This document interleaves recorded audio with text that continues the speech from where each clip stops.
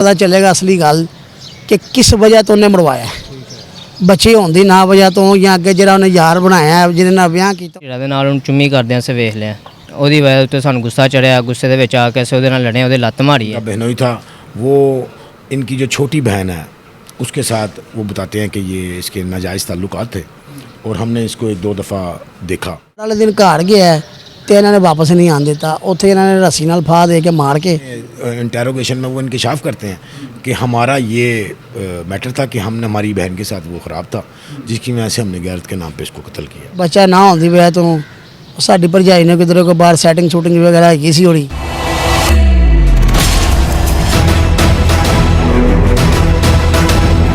नाज़रीन, मैं हूं एडी मलक। मकतूल शहबाज की लाश जब मिलती है तो इनको पता चलता है कि इनका भाई लापता नहीं बल्कि उसे कत्ल कर दिया गया है। उसे कत्ल करने वाले कोई और नहीं बल्कि उसके ही अपने साले थे। ये कत्ल की वारदात उन्होंने क्यों की, मुलजमान का बयान भी आपने सुना। अब मेरे साथ मुद्दई मुकदमा मौजूद है, उनसे भी बात करते हैं कि किस तरह से आपको पता चला कि अब आपका भाई इस दुनिया में नहीं रहा। सर, किस तरह पता चला था आपको कि आपका भाई अगवा हुआ और उसके बाद उसको कत्ल कर दिया गया है? सर असी ना घर ही सां ते सानू पता चलिया ही गवाह होया है। असी मनावा थाने गवाह का परचा कराता असी दरखास्त देती सी। दरखास्त देने तो बाद ना कोई दूसरे तीसरे दिन सानू कॉल आई कि तुहाडा भरा ना कत्ल हो चुके हैं, मनावे थाने लाश पई है, इत्थों आके वसूल कर लो। असी उत्थे गए सर ते उत्थे जिसले पहुंचे तो लाश उन्होंने बाहर कढ़ लीती हुई सी, नहर चों वसूल होई उन्होंने लाश। BRB नहर है इन्हों के ससुराल के बिल्कुल ही कोल तकरीबन आधा किलोमीटर। उत्थे ना इन्होंने किधरे सोहरे वाले ने मार के सालियां ने दोवां ने सुट दी सी। साडे इलम च नहीं सीगा क्योंकि साडे नाल सन, परचे दे नाल सन, थाने नाल सन, ये वो सानू इन्हां दे डाउट वड्डे भाई नूं नहीं सीगा। मैनूं डाउट हीगा सी कि मैनूं पता सी कि ना हर पासे ना जिसले मेरे कोल जाना सा ना छोटे साले कोल उस लिए ना सर नसदा सी मेरे अगे अगे लग के ना कोई डाउट मैनूं होना शुरू हो गया। टीपू साहब ने साडे नाल, मैं फिर टीपू साहब ने गल कीती। मैं कहा सर यह मामला बन गया होया है, यह हुण गल होई है तकरीबन 2-3 महीने पहले। फिर टीपू भाई ने कहा कि यार 2-3 साल पुराना केस है, तू जरा सब्र कर, मैं साहब नाल गल करना वा।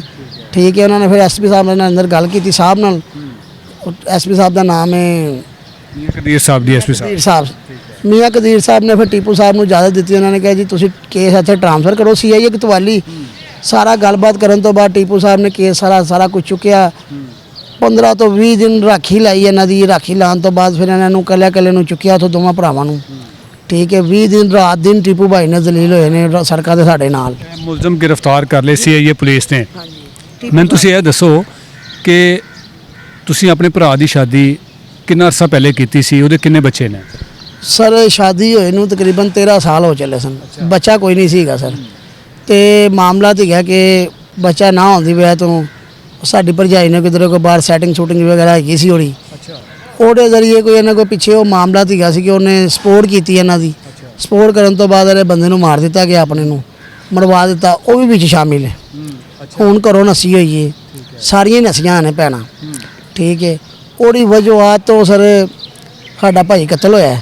ਠੀਕ ਹੈ, ਕਤਲ ਇਹਨਾਂ ਨੇ ਕੀਤਾ। ਅੱਛਾ, ਜਿਸ ਦਿਨ ਤੁਹਾਡਾ ਭਰਾ ਕਤਲ ਹੋਇਆ ਸੀ ਜਾਂ ਗਾਇਬ ਹੋਇਆ ਸੀ ਉਸ ਦਿਨ ਉਹ ਕਿੱਥੇ ਸੀ, ਕਿੱਥੋਂ ਇਹਨੂੰ ਅਗਵਾ ਕਰਕੇ ਲੈ ਕੇ ਗਏ ਸੀ? ਸਰ ਅਗਵਾ ਨਹੀਂ ਕੀਤਾ, ਇਹ ਆਪਣੀ ਬੁੱਢੀ ਨੂੰ ਛੱਡਣ ਘਰ ਗਿਆ ਹੈ। ਅਸੀਂ ਕਰਨੀ ਸੀ ਇਲੈਕਟ੍ਰੀਸ਼ਨ ਦੀ ਦੁਕਾਨ। 4 ਲੱਖ ਰੁਪਏ ਸੀ ਉਹਦੇ ਕੋਲ, ਯਾਨੀ ਕਿ ਹਫ਼ਤੇ ਵਾਲੇ ਦਿਨ ਉਹਨੇ ਸਮਾਨ ਲੈ ਕੇ ਵਾਪਸ ਘਰ ਆਉਣਾ ਸੀ। ਉਹ ਆਪਣੀ ਬੇਗਮ ਨੂੰ ਛੱਡਣ ਗਿਆ। ਐਤਵਾਰ ਵਾਲੇ ਦਿਨ ਉਹ ਹਫ਼ਤੇ ਦੀ ਰਾਤ ਨੂੰ ਘਰ ਆ ਗਿਆ। ਐਤਵਾਰ ਵਾਲੇ ਦਿਨ ਉੱਥੇ ਦੁਬਾਰਾ ਗਿਆ, ਸਮਾਨ ਦੀ ਪੇਮੈਂਟ ਦੇਣੀ ਸੀ, ਪਰਚੀਆਂ ਦੇ ਆਇਆ ਸੀ। ਐਤਵਾਰ ਵਾਲੇ ਦਿਨ ਘਰ ਗਿਆ ਤੇ ਇਹਨਾਂ ਨੇ ਵਾਪਸ ਨਹੀਂ ਆਉਣ ਦਿੱਤਾ। ਉੱਥੇ ਇਹਨਾਂ ਨੇ ਰੱਸੀ ਨਾਲ ਫਾਹ ਦੇ ਕੇ ਮਾਰ ਕੇ ਪੇਮੈਂਟ ਵੀ ਵਸੂਲ ਕਰ ਲਿੱਤੀ ਆਪਣੇ ਕੋਲ। ਅੱਛਾ, ਪੇਮੈਂਟ ਵੀ ਇਹਨਾਂ ਨੇ ਖੋਲੀ ਉਹਦੇ ਕੋਲ ਲਿੱਤੀ ਤੇ ਪੈਸੇ ਪੂਸੇ ਖੋਹ ਲਿੱਤੇ।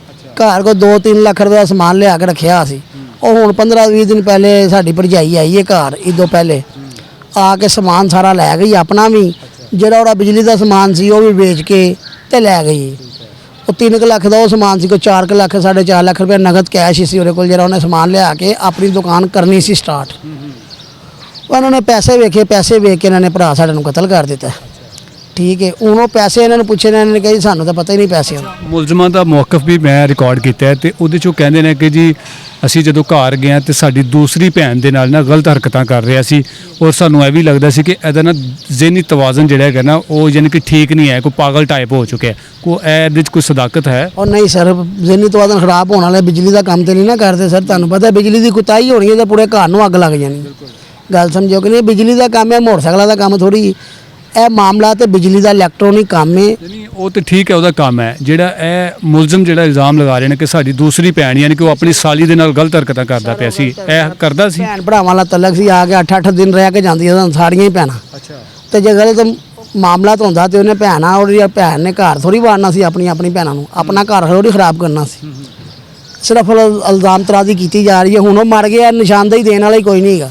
ਸਾਡੇ ਦੇ ਘਰ ਰਹਿੰਦੀ ਕਿ ਉਹ ਇਸ ਤਰ੍ਹਾਂ ਦਾ ਇਲਜ਼ਾਮ ਇਸ ਲਈ ਲਗਾ ਰਹੇ ਨੇ ਤਾਂ ਕਿ ਆਪਣੇ ਆਪ ਨੂੰ ਬਚਾ ਸਕਣ। ਅਸੀਂ ਇੱਜ਼ਤ ਦੀ ਖਾਤਰ ਮਾਰ ਦਿੱਤਾ, ਅਸੀਂ ਫਲਾਣਾ ਕੀਤਾ। ਉਹ ਸਿਰਫ ਬਚਾਉਣਾ ਚਾਹੁੰਦੇ ਨੇ ਹੁਣ ਆਪਣੇ ਆਪ। ਮਾਰ ਤੇ ਉਹਨਾਂ ਨੇ ਦਿੱਤਾ, ਮੰਨ ਵੀ ਗਏ ਨੇ, ਤੁਹਾਡੇ ਸਾਹਮਣੇ ਬਿਆਨ ਵੀ ਹੋ ਗਏ ਨੇ। ਜਦੋਂ ਤੁਸੀਂ ਲਾਸ਼ ਉਹਦੀ ਵੇਖੀ ਸੀ ਤੇ ਕਿਸ ਹਾਲਤ ਵਿੱਚ ਸੀ ਲਾਸ਼? ਫੁੱਲੀ ਪਈ ਸੀ ਲਾਸ਼। ਇਹਨਾਂ ਨੇ ਮਰੇ ਹੋਏ ਨੂੰ ਮਾਰਦੇ ਰਹੇ ਨੇ। ਹੁਣ ਬਿਆਨ ਦਿੱਤੇ ਨੇ ਇਹਨਾਂ ਨੇ ਕਿ ਉਹ ਮਰ ਗਿਆ ਸੀ, ਫਿਰ ਉਹਨੂੰ ਮਾਰਦੇ ਰਹੇ ਨੇ। ਫਿਰ ਇਹਨਾਂ ਨੇ ਵੇਖਿਆ ਕਿ ਜਾਨੋਂ ਹੀ ਮਰ ਗਿਆ, ਫਿਰ ਮਾਰ ਕੇ ਉਹਨਾਂ ਦੀ ਮੋਟਰਸਾਈਕਲ ਦੇ ਬਹਾ ਕੇ ਉਹਨਾਂ ਨੂੰ ਸੁੱਟ ਕੇ ਆਏ ਨੇ। ਮੋਟਰਸਾਈਕਲ ਸਮੇਤ ਸੁੱਟ ਦਿੱਤਾ ਸੀ ਨਹਿਰ 'ਚ? ਸਮੇਤ ਉਹੀ ਮੋਟਰਸਾਈਕਲ ਬੰਨ ਕੇ ਸੁੱਟਿਆ ਕਿ ਲਾਸ਼ ਉੱਤੇ ਆਵੇ ਹੀ ਨਾ, ਅਸੀਂ ਕਦੀ ਫੜੇ ਹੀ ਨਾ ਜਾਈਏ। ਲੇਕਿਨ ਮੇਰਾ ਅੱਲਾਹ ਪਾਕ ਦੀ ਜ਼ਾਤ ਹੈ ਤੇ ਟੀਪੂ ਭਾਈ ਉਸ ਤੋਂ ਬਾਅਦ ਉਸ ਮੀਆਂ ਕਦੀਰ ਸਾਹਿਬ ਦੀ ਮਿਹਰਬਾਨੀ ਹੋਈ ਹੈ, ਟੀਪੂ ਸਾਹਿਬ ਦੀ ਮਿਹਰਬਾਨੀ ਹੋਈ ਹੈ, ਜਿਨ੍ਹਾਂ ਨੇ ਸਾਡੇ ਮੁਜਰਮ ਫੜ ਕੇ ਲੈ ਆਂਦੇ ਨੇ। ਮਨਾਵਾ ਥਾਣੇ ਵਾਲਿਆਂ ਨੇ ਸਰ ਕੋਸ਼ਿਸ਼ ਹੀ ਨਹੀਂ ਕੀਤੀ ਕਿ ਸਾਡਾ ਕੇਸ ਵੀ ਕੋਈ ਓਪਨ ਹੋ ਸਕੇ।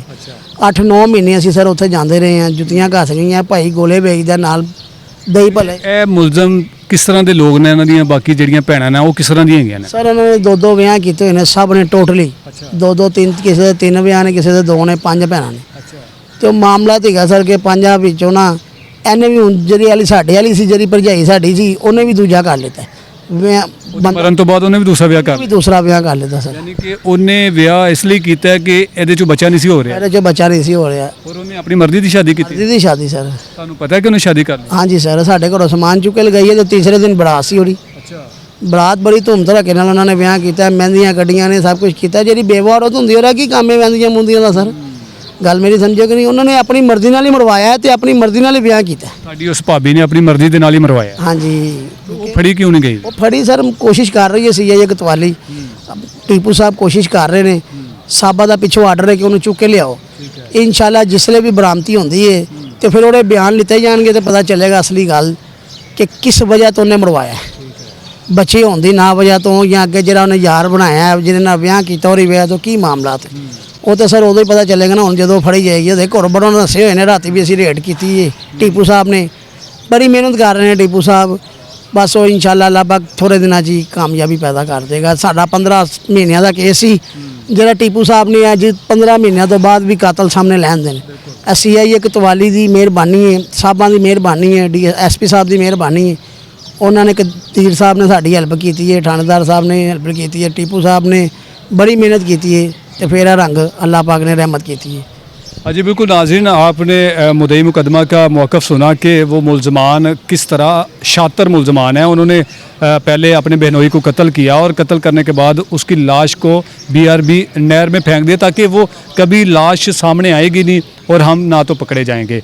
लेकिन जब अफसरान इस तरह के ईमानदार हो जिनकी तारीफ़ें ये आपने सुनी है कि किस तरह से उन्होंने मेहनत दिन रात मेहनत की और 1.5 साल से वो शातिर मुलजमान जो ख़ुद को समझते थे कि अब हम पकड़े नहीं जाएंगे और उनको न सिर्फ पकड़ा बल्कि उन्होंने सारा जुर्म अपना तस्लीम किया कि हमने किस तरह से अपने बहनोई को बेदर्दी से मारा और फिर उसके बाद हमने उसकी लाश को किस तरह से ठिकाने लगाया, कहाँ से उन्होंने उठाया और फिर उसके बाद किस नहर में जाके उसकी लाश को उन्होंने डंप किया ताकि वो कभी लाश ना ऊपर आएगी और ना ही हम पकड़े जाएंगे। लेकिन जुर्म जितना मर्जी बड़ा हो आखिरकार उसको पुलिस की गिरफ्त में आना ही पड़ता है। ऐसे बहुत सारे शातिर मुलजमान जो अब तक CIA पुलिस ने गिरफ़्तार किए, हमने उनके भी मौक़िफ़ आपके सामने रखे हैं। तो हम कोशिश करेंगे कि इस तरह के जो मुकदमात होते हैं और इस तरह के जो मुजरमान होते हैं उनके ख़िलाफ़ मज़ीद पुलिस जो है वो अपनी जो कारकर्दगी है उसको बेहतर करेगी ताकि इसी तरह जो मुतासरा लोग होते हैं, जो मकतूल की फ़ैमिलीज़ होती हैं, वो आकर मीडिया पर आके उनकी तारीफ़ करें اور اس سے پولیس کا مورال بھی بلند ہوتا ہے اور اس سے پھر ہمارے جو افسران ہیں ان کے اندر بھی ایک لگن پیدا ہوتی ہے کہ جی اب ہم نے مزید اس طرح کے جو پیچیدہ کیسز ہوتے ہیں نا ان کو بھی ریکور کرنے کی کوشش کرنی ہے. تو ہم اس کیس کے حوالے سے جو انویسٹیگیشن آفیسر ہیں ان کا بھی موقف اگلی ویڈیو میں آپ کے سامنے رکھیں گے کہ انہوں نے کس طرح سے ان ملزمان کے خلاف گہرا تنگ کیا جو کہ وہ سمجھتے تھے کہ جی ہم پکڑے نہیں جائیں گے. ان کا موقف اگلی ویڈیو میں دیکھیے گا.